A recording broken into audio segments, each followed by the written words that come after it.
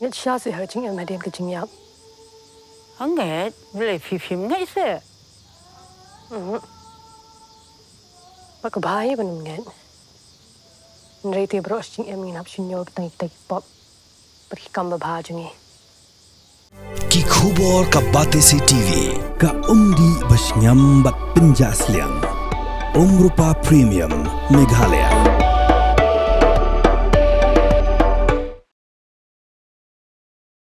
Haba Jubab ke Jingeh jong nong ilam kaliang Mrssa u Dr. Mukul sangma halor kamat kebiadai bat ke jing Pyntreikam yak Mrssa ag arajar khandriu u Myntri Rangbah ka jelau konrat ke sangma uloong bakidan buon ke Jingeh baga sarkar kamla ban Pyntreikam Pura yak Mrssa ag arajar khandriu kuwi ni kita ke Jingeh ke dai ke jing bamla banbu yak kherdap rong kherdap mi ladi kita ki entry exit point namar ba ni ke jingle kamyeng haying bishar baka daw loong baka dike jing bamdon kata kendon haka ak banbu ki kherdap rong kherdap mi hinde ki shudan tang haka rules hinde yaman taw loong baka jing register haki shnong ki thaw ya ki break buan rong haka dike jilla class dang baka sarkar kenyai pentelun yakane khnang ba ke Mrssa Pyntreikam Pura ukon rat lo yathu baga Ministry of Home Affairs ka sarkar India ru kalabatha ka sarkar jilla bakan pet bat pinbet thamai biang ya ke Mrssa Act bat ia kani uloong bala dadan kam banwanra dagi amendment ru ke sarkar kanya kumta. Mr. Deputy Speaker, sir, the very outset, I would like to thank the Leader of Opposition, Dr. Mukul Sangma, and the Honorable MLA from Dadingri constituency, who have moved the resolution that whereas the illegal immigration and uncontrolled influx in the state remain a major concern, and whereas to address this concern, there has been a collective resolve by the political parties and all stakeholders in the state to prevail upon the Government of India to implement ILP under the provisions of the Bengal Eastern Frontier Regulation 1873 through a resolution adopted in this August House. And whereas the Government of India has not shown any positive response to implement ILP in the state till date, and whereas the state has legislated its own law to deal with the issue of illegal immigration and uncontrolled influx, the Mrssa Act 2016, and whereas the Mrssa 2016 provides comprehensive legal framework to regulate the entry, exit and stay of people from outside the state in order to ensure safety and security of the citizens, including identifying entry-exit points along the interstate border and establishment of facilitation centers. And whereas the state authorities have identified parcels of land for such entry-exit points and establishment of facilitation centers in order to give fruition to the objective of Mrssa 2016. Now, therefore, this House do resolve to urge the government to complete the whole process of establishment of facilitation centers at the identified entry-exit points with proper guidelines and to put in place all other regulatory measures as per the mandate of Mrssa 2016. Mr. Deputy Speaker, sir,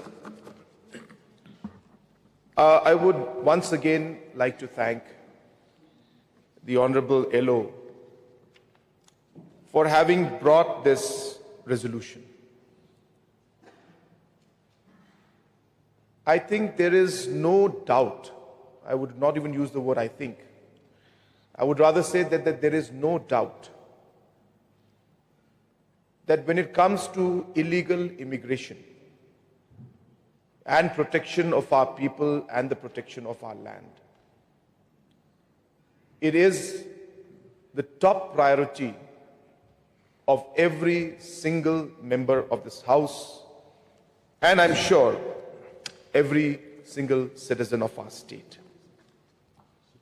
Let there be no doubt about that intent and that desire to ensure that there is no illegal immigration in our state. For the government, this has been one of the most important agendas to ensure that we are able to create a mechanism to be able to protect our people. For that, we have done multiple actions, and I will speak about them a bit later. But let me start by mentioning, sir, that the intent, the same intent that we all have, the same intent is the intent with which the then government had come out with the MRSSA 2016. So it's very clear, sir, that the intent was very positive, the intent was very good, and the intent was correct. But while that intent is there, and as correctly mentioned by the Honorable Leader of Opposition, we are confined and we work under constraints of multiple acts, multiple laws, provisions made by the Parliament, provisions in the Constitution, and having to create a law to navigate through these complexities is really where the challenge lies. And I would like to dwell upon that for a moment. So let me go back to the court, the High Court order, which was given on the 2nd of December 2021 in regards to the MRSSA.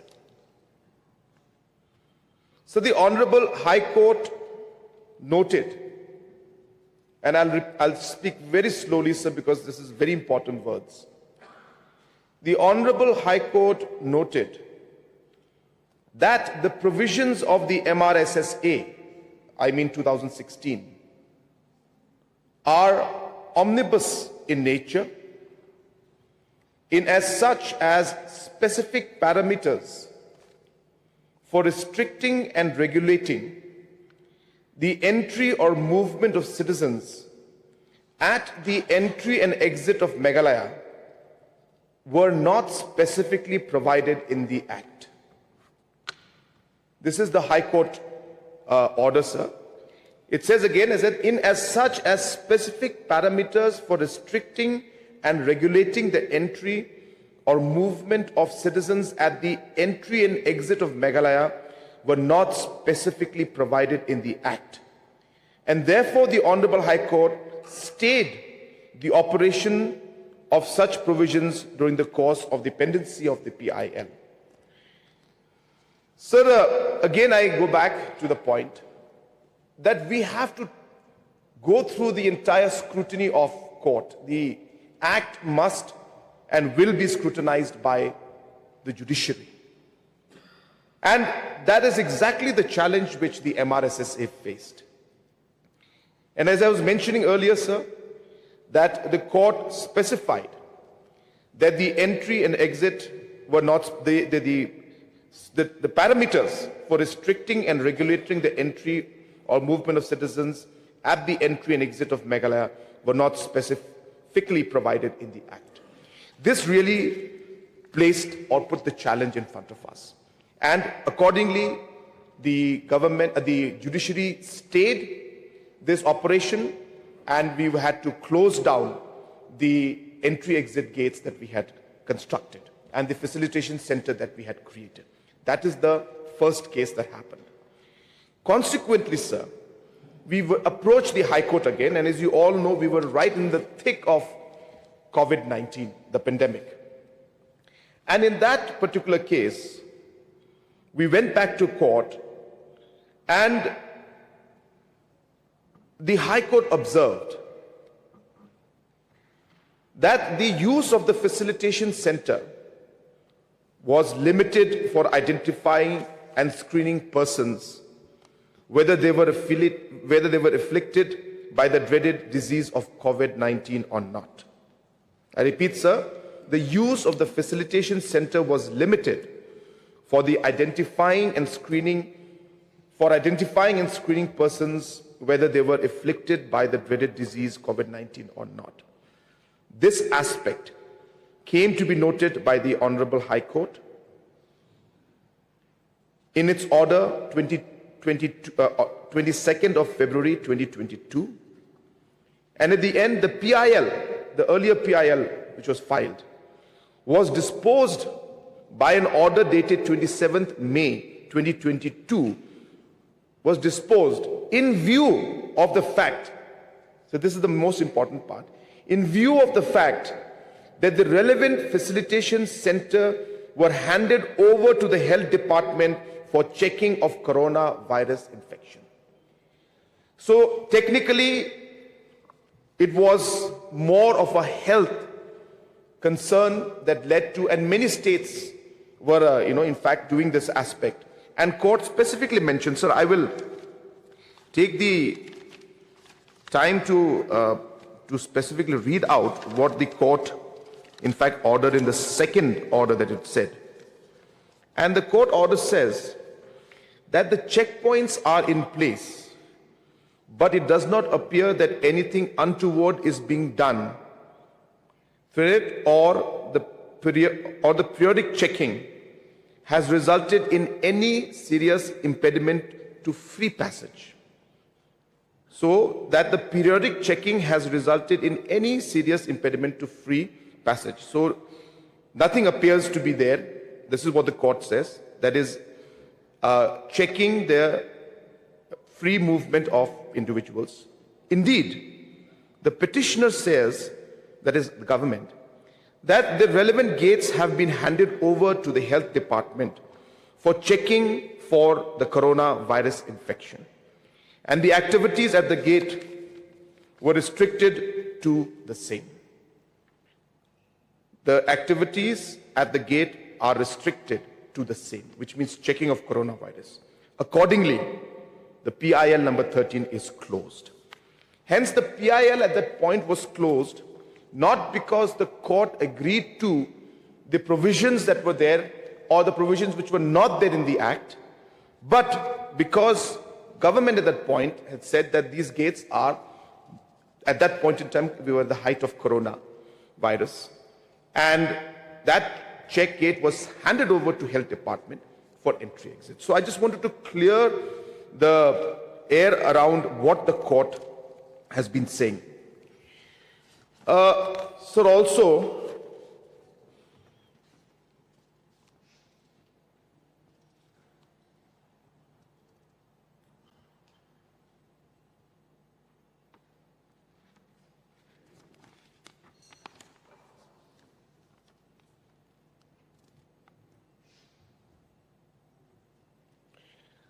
just to again add, sir, to what the court has mentioned again,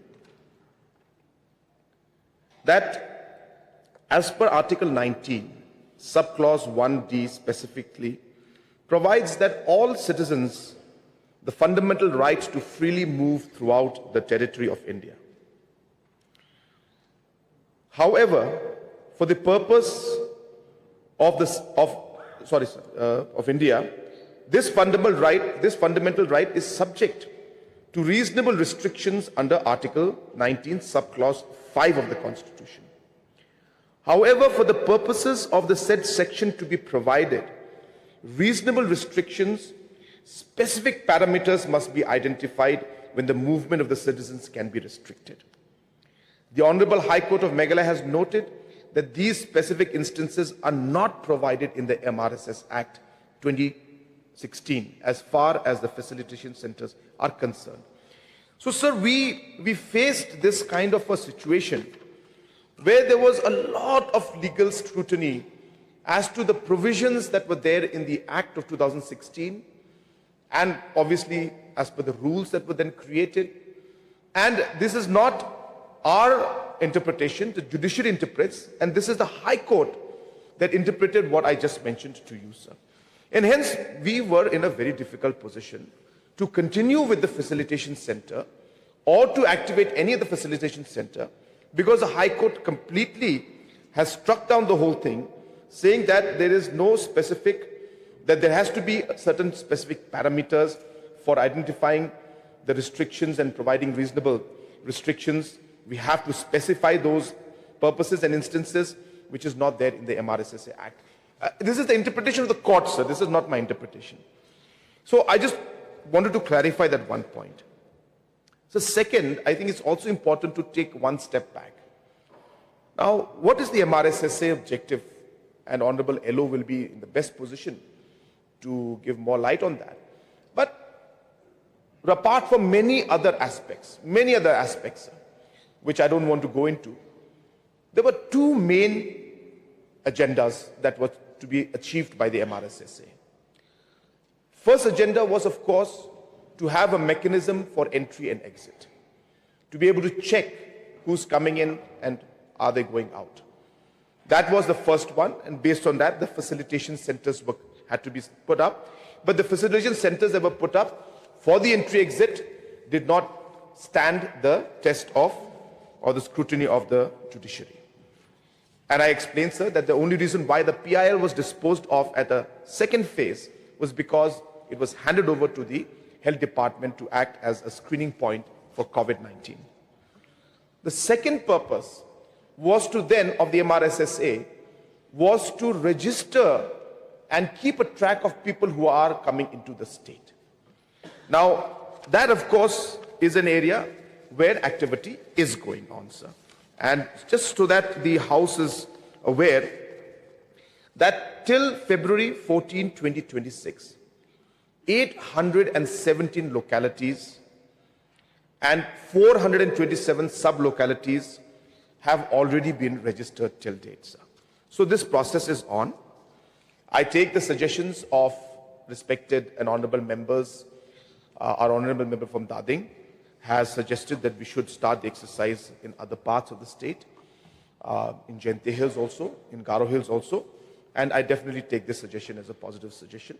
And definitely, sir, we will move into that aspect also. So the second part of getting the registration and monitoring the people who come and stay in rented houses or different accommodations, and training the different headmans or nokmas or development committees, so on and so forth, this aspect can definitely continue. And I can assure the House, sir, as I said, if the Honorable LO will remember, that this was in fact discussed many times before also. So in the earlier first few phases which were taken up, in the first phase, sir, we had only 9 localities. This was right at the beginning, sir. As correctly mentioned by Honorable LO, that 2016 the law was passed, and of course 2 years, for whatever reason, nothing was implemented at that point in time. But 2018, as soon as we came in, sir, we implemented. We started putting all the things in place. We started putting up the facilitation centers. And that's when the court came in and they struck it down. And of course, in the beginning, sir, there are rules to be made, there are lands to be acquired. So it's a process, I can understand. So the process happened. And by 2018, we started the process and we started engaging with the localities. And I remember multiple times this was brought to the House. So in the first phase, only 9 localities were taken up. Then there was a suggestion from the House that no more should be done. We went to the second phase. Then we took up 7 more localities in the second phase. Then, of course, more pressure came that no, this is not enough, please do more. And I gave an assurance to the House that we will do more. And I'm happy to tell you that in phase 3, all the remaining localities in Shillong area, including Shillong Municipal Board, Shillong Cantonment Board, civil subdivisions and different blocks, we have then created the different bodies that are there. The technical words are forgetting. So that the technical headed by Deputy Commissioner. So these committees were set up, and slowly and steadily we started to expand. So in the third phase, after I gave a commitment to the House in the last to last session. I can't remember. So activity has picked up because we are learning, sir, as we move along. This is not a regular exercise. It requires a lot of coordination. Every locality, there's a different condition. Different leaders are there. Some support, some don't support. Some do support, but then they don't do the activity. They come for the training, but then they have to be pushed to again continue with the registration. It's a very tedious and complicated and not an easy exercise as it may sound. If it's automatic and everybody takes responsibility, which I hope that this kind of resolutions will send that message to the public, that this can only happen if all of us work together. If all citizens, publics, Nokmas, Rangbah, everybody has to put in their effort. So, the question comes in that, okay, now we'll do this, but who's going to pay us to do this? So, we don't have provision to start paying every locality an amount every month to have a data entry operator to enter this. These were discussed, sir, and these are factual matters. So we actually had to motivate them, saying that this is for your own good. So you must do this. So when we started moving, they said, well, give us computers. We don't have computers. So we can do for 100, 200, 300. But we have maybe close to 7,000 listed villages and maybe more than 12,000, 15,000 smaller villages which are there. So that's why the exercise is very complicated, because it requires a lot of logistical support. And sometimes we don't get the kind of response at the grassroots level which we all would expect. But my point being that the second part is something that we are moving. And we will continue to move, which is the registration part and monitoring part, which I feel is a very, very, very critical and very important part of the Act. And this is something that we will continue to pursue and ensure that this happens. And as I said, I assure the House and the members that we will take special interest to ensure that in other regions, especially regions where there is more economic activity, there is more movement of migrant workers, maybe, so on and so forth, that we will take up this activity there. And I take this suggestion in a very positive way. And I assure the House that we will definitely go into this aspect, sir. Sir, apart from that, again, as I said, not to undermine the MRSSA in any way. As I said, the intent was correct. But as you saw, sir, the court has made its observations very clear. I don't want to repeat the language, but it has put that restriction right now. And because of that, sir, we are not able to move forward. And that's the reason why we went for the amendment. So that because we already knew ahead of time that this is going to be a tough point.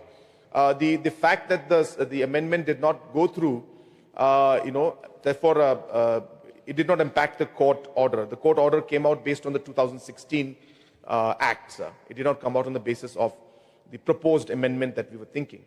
And ultimately, the proposed amendment also did not go through because we were hoping that we'll be able to give more teeth, as mentioned by LO, to this Act so that we can actually pass through that test of the judiciary, which is what we got stuck with.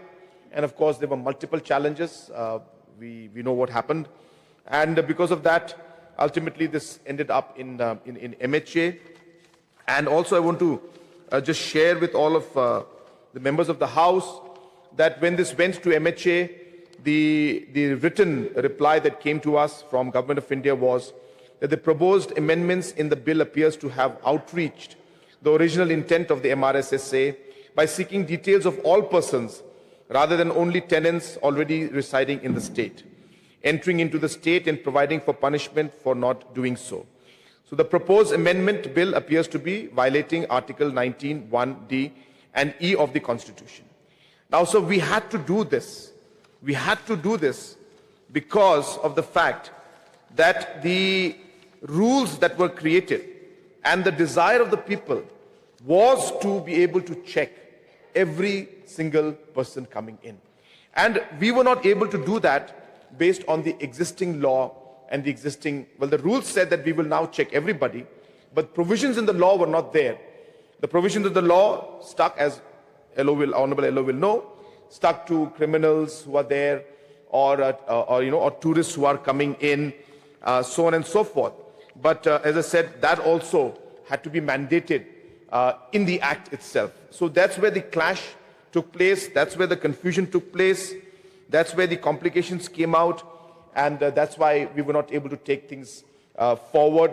As I said, sir, the original act with its right intentions was absolutely in the right direction. But as I said, because of the different aspects and different conflicts with the law at the national level, and also the observations that we got from the High Court, we were not able to proceed. And hence, as suggested, we need to make some amendments, but we are still in discussions with Government of India on that matter to be able to take it forward. And that's why, sir, we thought that this checkpoints and entry-exit points that we have been trying to put even through the MRSSA, which did not stand the test of judiciary, we thought that through the Foreigners and Immigration Act 2025, we should be, or we will be able to get an option to implement that. So that's how things are moving, sir. We are exploring all options. And as I said, what is important to remember, which I mentioned even yesterday, sir, in my opening remarks, is that when we talk of any law or any act, and we say we want this particular act, so that creates a point of position for us. So what is our position? Our position is ILP. Whereas it is important for us as a government and as a legislature to look at what is our interest. What do we desire to achieve? Not our position, but what we desire to achieve. Because desire to achieve is a mechanism to check illegal immigration. That's our mechanism. Or to check the influx, or to check the people coming into our state. That is the issue. Now, ILP or MRSSA or Foreigners Act in mix or as individuals may help us achieve that goal. But we are facing challenges in all of them, sir. So if part of this is happening through the MRSSA, somewhere we are trying to push ILP, we took the resolution showing our intent that we are serious about it, that hopefully we'll get the ILP, and we're still pursuing it, sir. The third part we're looking at in the Foreigners and the Immigration Act 2025, which I hope will be able to give us that provision which we require to be able to achieve this objective and this issue, resolve this issue of having that mechanism to check influx. So I think this is very important for the House to understand. So we should not. I think in the past also, sir, without going into details, Honorable LO will remember, sir. And I don't want to go into details because I understand that's how positions change, situations change. But there were arguments even between, Honorable MLA, who is not here today, of Nongkrem and Honorable LO when he was Chief Minister.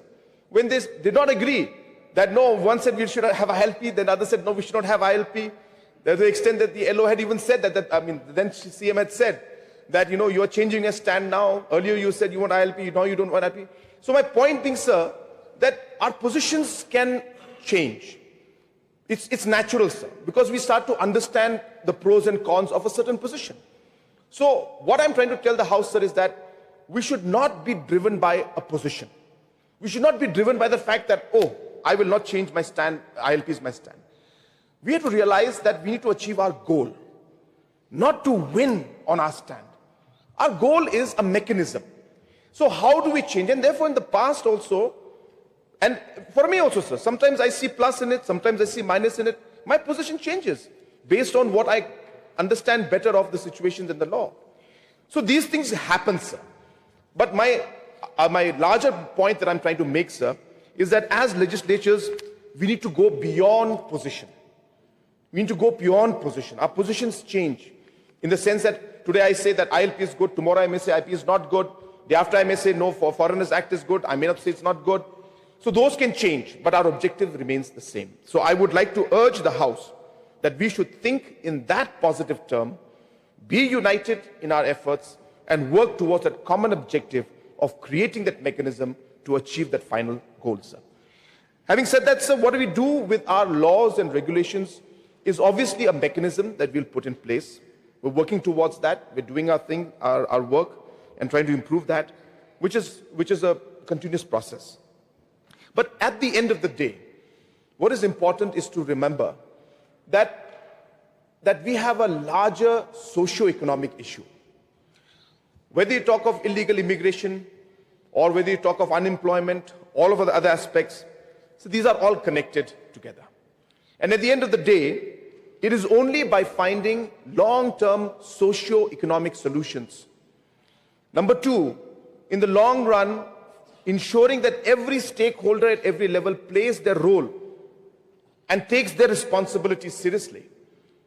Only when these two things come together will we be able to find a long-term solution to tackle illegal immigration, sir. So that's one thing I wanted to say.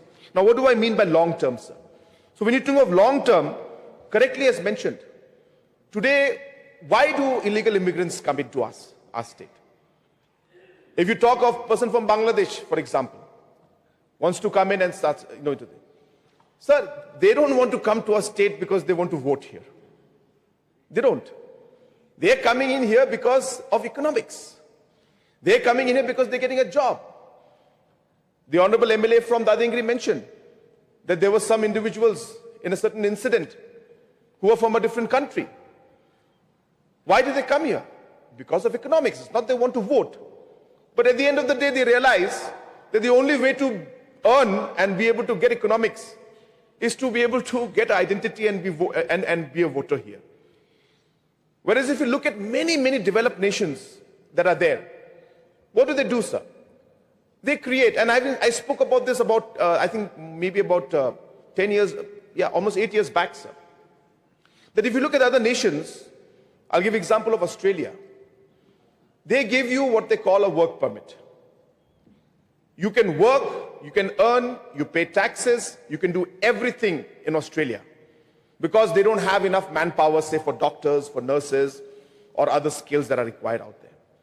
But what does Australia say? You can do everything and you are Australian in every sense, but you can't vote. But you can't vote. So that is how they created their system. I'm not saying we have to do it, but I'm just giving an example of what Australia did. They created a work permit because they said, look, we need manpower. We need to have workers. We don't have doctors. We don't have enough nurses. Our population is aging, so on and so forth. So they gave work permit, got best doctors, paying them well, but they will never be allowed to vote. Never. They'll never become full-fledged citizens. Now, what I'm trying to say, sir, in the long run, we have to realize that it's a socio-economic issue. Till the time our youngsters are not able to provide the similar skills that maybe people coming in from outside are providing. Like we had a big problem, and we always have a big problem of Myntri, we call. I think so you also must be having similar problems in terms of, even the houses or even your constituency work. I think every MLA must be suffering, especially Garo Hills. That as soon as there's a situation where there's a communal tension, we have very few people who are there to work in terms of masonry or mystery as we call it. So hence there's a need for our people to develop that skill, to be an alternative or be the primary providers of that kind of a service. I'm not saying that we take away people's jobs, but I'm saying that somewhere along the line in the long run, we need to work in that. So skilling is very important, correctly mentioned. Number two, sir, we need to develop entrepreneurship. At the end of the day, an enterprising economy, an economy where youngsters take calculated risks, build up businesses, and provide opportunity to local boys and girls, that is how an economy moves forward and economy changes, sir. And therefore, it's important that we push entrepreneurship. We have, in fact, as a government, we took initiative because we realized that there is a lot of problem of migrant laborers. So you must be remembering, sir, we came out with the Meghalaya Identification, Regulation, Safety, Security of Migrant Workers Act 2020. This was again done to provide that, again, mechanism to be able to have some kind of a registration and check for migrant laborers and migrant workers. Now, it's not perfect, again, as mentioned by Honorable LO. But we take initiative. We work out. We take steps. Sometimes it doesn't work. We amend the law. We move forward. We take suggestions of people. But I think the intent has already been cleared, sir. We are all for it. And we want this to be a situation where we are able to find the right mechanism. MRSS, as I said, has got two major sections to it, or rather two main objectives, apart from many other. The first one being the entry-exit is facing challenges because of the fact that It does not test, it's not standing the test of judiciary, and I've read out the orders of the court. In the process, we are looking at how we could amend and move forward, but again, we are facing challenges there too. So while that continues, I don't want to use the word battle, but while that battle continues, I don't have a better word right now, but while that battle and that situation continues, the fact that the MRSSA, the second part, which is to do the registration and empower the local bodies, is definitely a welcome suggestion, sir. And as I said, we are moving forward in it. It's not that we are not. Every time the honorable members bring this subject out, we go even one step further. But I've told you the problems we face, because it requires a lot of pushing, a lot of logistic support, a lot of monitoring, and obviously as administration there are multiple tasks to be done. So sometimes we call the meeting, request, some do it, some don't do it, some localities take interest, others don't take interest. So it's a very, very complicated process to motivate people to do, but doesn't mean we won't try. We are trying, we have succeeded to a large extent, but I'm just appealing through you, sir, that if honorable MLAs, if honorable local leaders, if local locality traditional heads can also take that step and initiative to say, look, let's work with the government. Let's not just say this government's job alone, because ultimately it affects all of us. So let's work together. I think that could be one of the very, very positive outcomes of this discussion today. So through you, sir, I appeal that the MLAs and the legislatures, the legislatures and the public at large and the traditional heads, and especially the locality heads, if they could work with the government in a positive manner and support in the logistical support that is required. Government also will do whatever is possible, but government cannot do everything. So therefore, in that we require the support. As I mentioned, they're requesting that if there can be salaries be paid to one data entry operator in every locality, so that data entry can be done and an office can be set up, to office to be set up in all the localities. Computers and other infrastructure be given to all the localities. So we can do it in a phase-wise manner, but as I said, there are challenges and limitations. And of course, this is a very important issue, and that's why we went ahead and we supported also. But as I said, if localities can come forward and take some part of that responsibility and not just leave whole financial burden on the government, I think that would really help us to move forward in implementing that second part of the MRSSA Act, sir. So therefore, sir, I don't want to read the reply that was made by the department. It's a long reply. I thought it's better I speak directly on the issues that are there and address the concerns of the honorable members. And I hope, sir, with this explanation, I have been able to satisfy the concerns of the MLAs and the leader of opposition. As correctly mentioned by them, there is nothing that's perfect. There is nothing that is 100% that is going to be working fine, but it's our duty to try. And let me assure them and the whole House that government is leaving no stone unturned in the process of doing this, and we will continue to do this, and will assure the House that while we work towards finding a solution for the entry-exit gates, which will stand the test of judiciary and the scrutiny of judiciary, we will continue to work towards ensuring that the second part of registration and involving the localities continues. So this aspect and this thing is what I wanted to clarify. And with that clarification, sir, I would like to request the mover of this resolution to withdraw this resolution. Thank you, sir. Mr. Speaker, sir, before I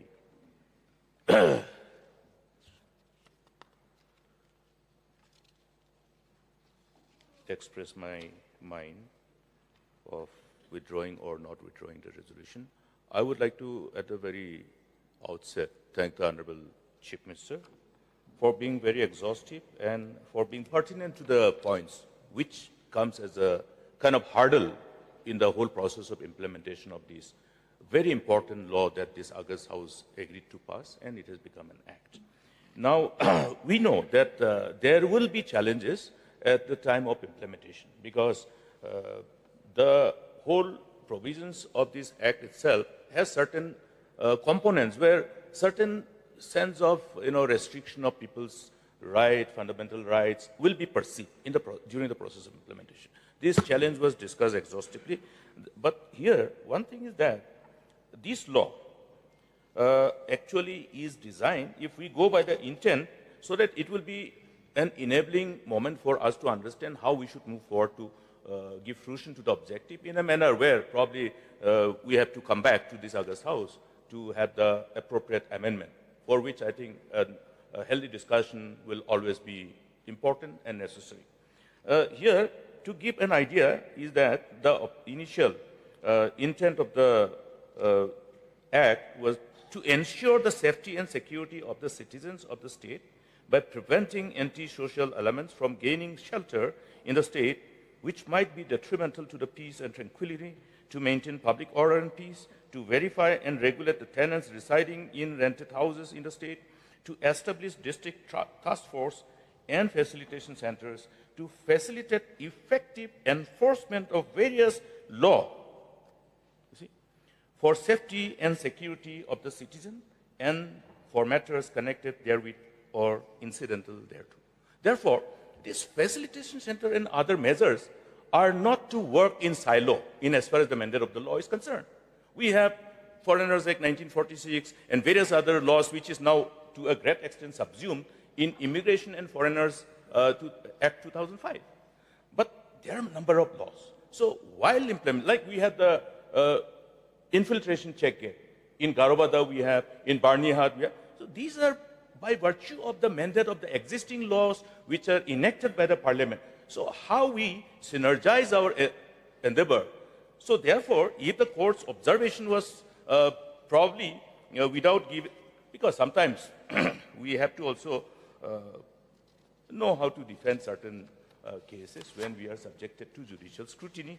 But having said that, what I can understand is that the observation of the Honorable High Court is very specific, that in absence of appropriate parameters, the parameters in the law, in the Act, so that can be examined and appropriately amended.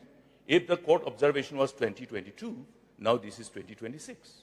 So therefore, my concern was that, okay, maybe the government doesn't want to really look at this space which is available for the House to come back and give that kind of whatever is required to be considered by this August House to ensure that these provisions can be effectively enforced. And whatever is felt necessary to achieve the objective of the broader perspective, which is the collective intent, collective desire of the people of the state. Since we are lawmakers, I think we only understand as to how we should effectively fulfill our responsibility as lawmakers. Any law, but another thing is that at least this act, per se, even if we look at the observation of the MHA, Government of India, and the observation of the Honorable High Court, it has withstood the judicial scrutiny. It has, but only certain provisions in respect of the implementation of this facilitation center only. We use the word facilitation center, and if we look at the mandate to the facilitation center is also to a great extent to ensure that we are actually facilitating, we are not restricting. So how we dovetail the languages and nomenclature in the expected measures to further amend and give effect to this intent of the law, I think this should be something which the government should look at. I would like to, through you, Mr. Speaker, sir, let us have a collective endeavor to see wherever needed for amendment and to give effect to the intent. It will help to a great extent because the multiple laws are there. How we implement those laws. Now, even if we want to really identify areas to restrict, if we go by the earlier law, Foreigners Act 1946, Section 3, subsection 2 of subclause, I think it is E. Anyway, it is in Section 3, where the restriction of movement of the foreigners are vested with various authorities. That's the reason why we have the infiltration check gate. Now, how many infiltration check gate we want to have and how we create that infiltration check gate, and also in respect of enforcing other laws which are passed by Parliament, which is beyond our legislative jurisdiction, and aggregate this, integrate this. I think that is how it can be designed. So with this observation, Mr. Speaker, sir, I would like to thank Honorable Chief Minister. But the fact that after having seen the observation of the Honorable High Court in 2022, I think lots of time has passed. And I agree that various other, rather beyond Shillong and beyond the Khasiat's region, this particular provision, other relevant sections of the law, which will ensure us to regulate the stay, entry, and uncontrolled entry and stay, unregulated stay, because that is where the main intent of the law is. I was referring to the challenges of the illegal immigration of nations which have got such a stringent immigration laws and measures, yet they suffer from the problem of illegal immigration. Because after entering, what they do, whether they go back, whether they return to their respective nations, that is the challenge. Here also, after entering, whether they stay or not, how we regulate through this mandate of the law, I think it is quite comprehensive. Further, more effective teeth we want to give, I think that can be examined, but it is necessary to not wait for any further. But I would like to, through you, Mr. Speaker, sir, ask the government, ask the Chief Minister to really look at expeditious endeavor to discuss for further amendment and to see that all those observations of the Honorable Court and the judiciary can be overcome through an enactment of law. Law and order is a state subject. That's why we say that it is for safety and security of the resident. Therefore, I think there's lots of space to navigate as to how we nomenclature the words that will be incorporated in any amendment and the existing law. So with these few words, Mr. Speaker, sir, I would like to just get a categorical reply from the Honorable Chief Minister and assurance that at least this needed effort will be forthcoming from the government. Sir. Mr. Speaker, sir, thank you. I would like to thank the Honorable Elo for his positive suggestions, I must say. And as mentioned earlier, sir, that there are two important objectives that are there. The first, of course, is the registration and the task force and activating the villages and the localities, which is an ongoing process. And I assure the House and the Honorable Elo that this will continue in a much more aggressive way. But we look and we seek for support from local MLAs as well as from the traditional heads and leaders to work with us to achieve that.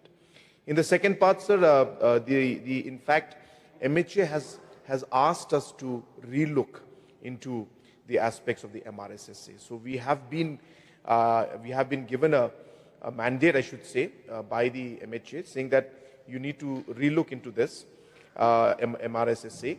So therefore, we are in fact working from the law department and our respected AG and of course the home department. So we are all, and the political department of course, so we are all working together in this and trying to exactly navigate through this entire very complicated web of laws and rules and counter rules and national level parliament rules and state rules and constitution, and seeing how we'll be able to achieve our goal, keeping all of these factors in mind. And that's the reason why we thought that the entry-exit points could be then validated through a law, which is the Foreigners and Immigration Act of 2025, having restriction and restricted area conditions put in, and then we would be able to activate the entry-exit point. So precisely that's what we're trying to do.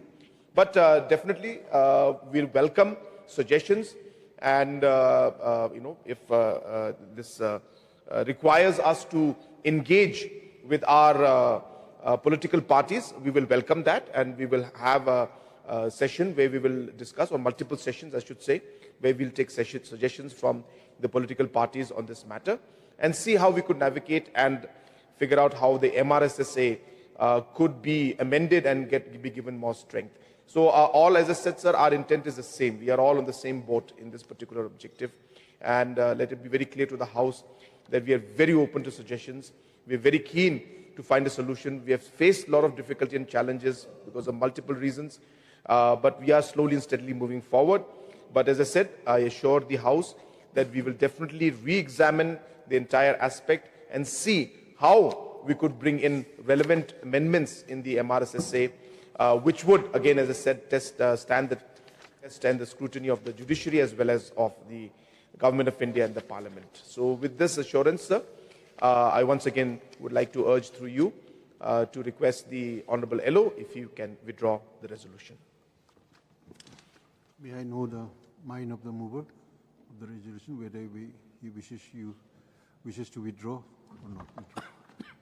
Mr. Speaker, sir, my mind is very positive. I would like to say thank you to Honourable Chief Minister. Today's discussion pertaining to this very important resolution is definitely a reflection of the collective resolve and intent, and it proves our collective sense of responsibility towards this very crucial issue that we need to deal and address. So we look forward for all those collective measures. During our time, we did discussion with lots of stakeholders and all. I think that's how we were able to get the complete unanimity in this August House at that time. So with this observation, with this positive observation, and my power of anticipation, which says that, yes, we will overcome, I think I take this privilege to say thank you to the government and withdraw this resolution. Thank you, Mr. Speaker. Since the mover, the Honourable LO, has withdrawn his resolution, now let me put the question before the House. The question is that the mover has the leave of the House to withdraw the resolution. Those who are in favour say aye. Those who are against say no. The ayes have it, and the resolution is withdrawn with the leave of the House. Pidan dukan marbam ndai compare la kabared ka pidi harut surok ni ka bahe kum ki restaurant bat ki way ni pishat roti shat cake bat ki way na ka benta ka koi ka khya chong gi pat ba nong bam nong di pat ba phinyo ka jingshania naki pidan kam bandon de ka license ka papaka ka bala ithu da ka an kata ka Food Safety and Standards Act arajar henril link back section lai phoi iwe kam de ka ba e ba phinyo ek license phila ban apply ko online link back website foscus.fssai.gov.in da ka ba pi hap pan upload ru ki kot kisla badan kam kat kum ka jajing kam jong phi phila ru banyak kendo ki designated officers lani food safety officers ke badan hak office terekam jong u lani ke district medical and health officer habaro ke district ke badan hamigalaya latno tang is khasihers phila ban let bet chak office terekam jongki ka commissionerate of food safety ke badan halowa lachumya naka benta ka kot kakya kinong bam nong di lawan Rashapi daga Commissionerate of Food Safety, Government of Meghalaya, Bat Balakrishnan daga Food Safety and Standards Authority of India.